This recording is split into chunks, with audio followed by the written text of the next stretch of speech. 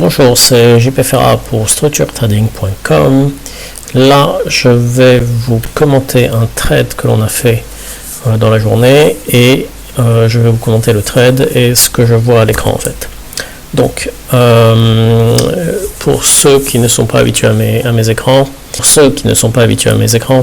on observe ce qui se passe au ask, on observe ce qui se passe au bid et on compare un peu les bids et les asks en présence.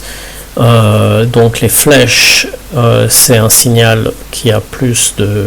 Les flèches vertes, c'est un signal qui a plus de ask que de bid. Et les boules, c'est qu'il y en a beaucoup plus. C'est un signal beaucoup plus fort de présence des asks que de bid pour les boules vertes et les flèches vertes.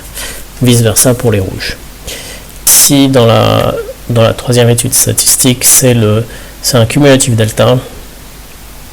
C'est un cumulatif delta et les points rouges, les points verts, c'est le cumulatif delta associé à si ce cumulatif delta nous a produit une bougie positive ou une bougie négative. Donc là, on a eu une belle baisse.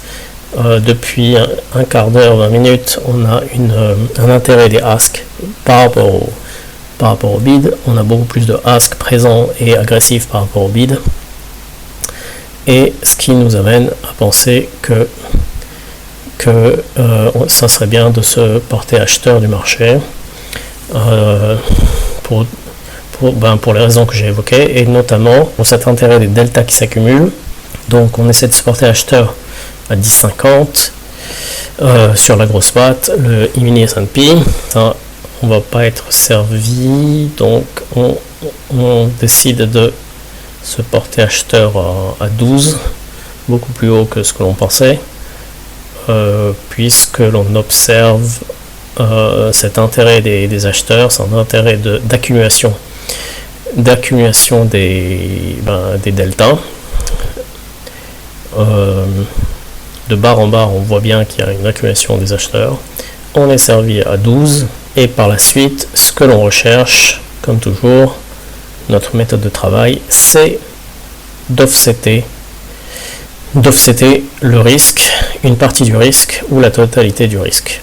Connaître la quantité de hedge dont j'ai besoin. En fait, il faut aller sur le site internet de structuretrading.com. Il y a la quantité qui est annoncée, suivant les niveaux et la volatilité implicite du moment. Ce dont on a besoin, c'est de faire un login. Pas encore inscrit au site, vous devez vous inscrire. Alors, vous avez besoin d'un login. Donc, je rentre mon email, Jean-Pascal.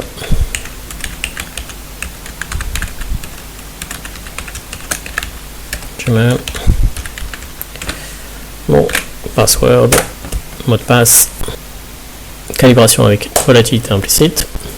Lorsqu'on observe ce qui est écrit sur le site, on a besoin de une quantité de micro NQ contre deux quantités de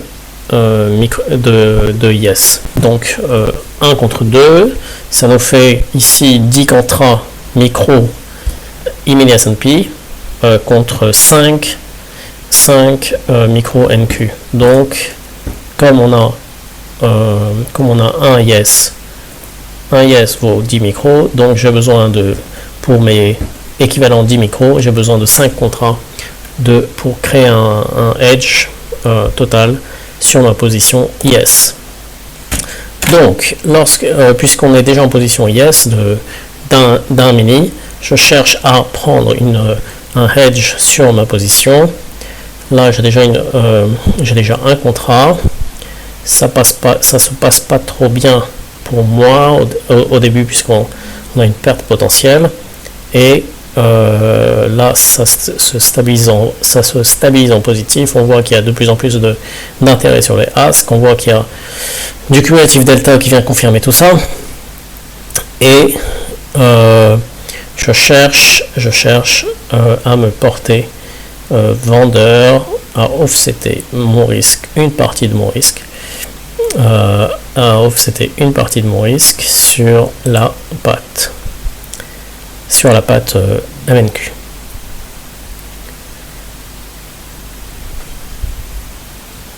On observe aussi ce qui se passe sur le spread.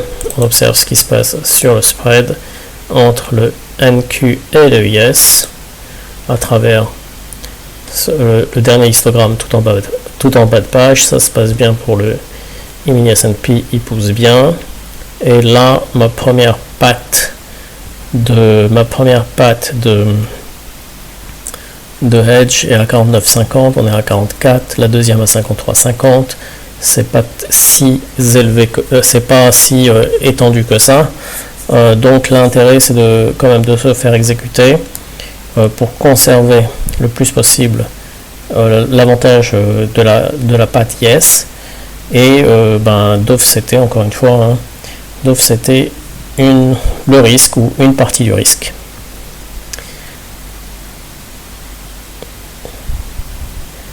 Là, on attend vraiment l'exécution sur la deuxième patte. Badaboum. Attention. Là, j'ai mis un stop de protection sur la plus grosse patte, sur le E-mini S&P. Si ça avait la mauvaise idée de revenir contre moi. Boum. 49,50 exécuté sur la patte MNQ et on observe que visiblement le marché ne veut pas aller plus haut pour prendre les deuxièmes et même troisième patte que je suis prêt à me faire exécuter en fait. Même si c'est un peu antinomique de dire je suis long sur une patte mais je veux bien me faire exécuter, je serais heureux de me faire exécuter et dans ce cas précis perdre un peu d'argent sur la patte MNQ, mais tout ça c'est pour limiter le risque et pour limiter la volatilité du PNL. Donc on a vu qu'il y avait un maximum de profit sur une patte, un profit de $200 à peu près sur une patte et plus ou moins 3-4 dollars sur la deuxième patte. Là on a un profit total 100 plus 24, 124, c'est l'open OTE, c'est l'open des deux positions, le cumulatif des deux positions. Et en fait on observe, on voit que les deltas commencent à devenir négatifs, qu'il y a de plus en plus de bits. Ce qu'on observe, c'est quand même un trade qui est très positif. C'est un bon trade. Hein. On a accompagné la hausse du E-mini S&P. On se porte vendeur du NQ, aussi bizarrement que cela puisse paraître. On a été exécuté sur un micro-contrat, mais pas plus que ça. Et on n'est pas assez protégé puisqu'on n'a qu'un seul micro face à un mini.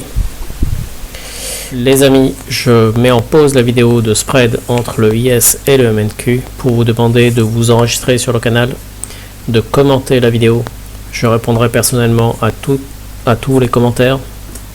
Et je vous demande aussi de partager la vidéo pour faire connaître cette technique de trading, de spread entre le IS et le MNQ, en l'occurrence, au plus grand nombre. Je vous en remercie. Donc, on essaie d'avoir une exécution à 15,50 sur la grosse patte du mini S&P. Et on observe qu'on a un profit sur le micro. Mais bon, là on veut une exécution à 15, 130, 135 dollars, 145 dollars de profit sur les deux pattes, ce qui est pas mal. Exécution sur une, exécution sur l'autre. On conserve notre profit de 145 dollars sur cette pause qui était bien, qui était même très bien. Objectif de la stratégie, conserver son profit. Pour modéliser un peu ce que l'on a fait, c'est que le IS est beaucoup plus puissant, il pèse beaucoup plus que le MNQ, donc je l'ai mis en gras, et le MNQ malheureusement, ou bien dans ce cas précis, on a eu seulement un MNQ de vendu, Donc le trait est beaucoup plus fin et le profit s'est fait à l'intérieur de cette surface. On trade une surface, on trade plus une seule ligne, et donc on a eu un profit sur cette patte, et on a eu aussi un profit sur la MNQ dans ce cas précis de trade. Ben, je vous remercie encore une fois. N'hésitez pas de vous abonner, n'hésitez pas à me contacter sur Telegram, et bien sûr il y a une offre de mentoring sur le site internet. Pour cela, on calcule le temps qui reste jusqu'à la prochaine fin des contrats de futur, et vous aurez votre prix ajusté par rapport à la date. Je vous remercie et à très bientôt.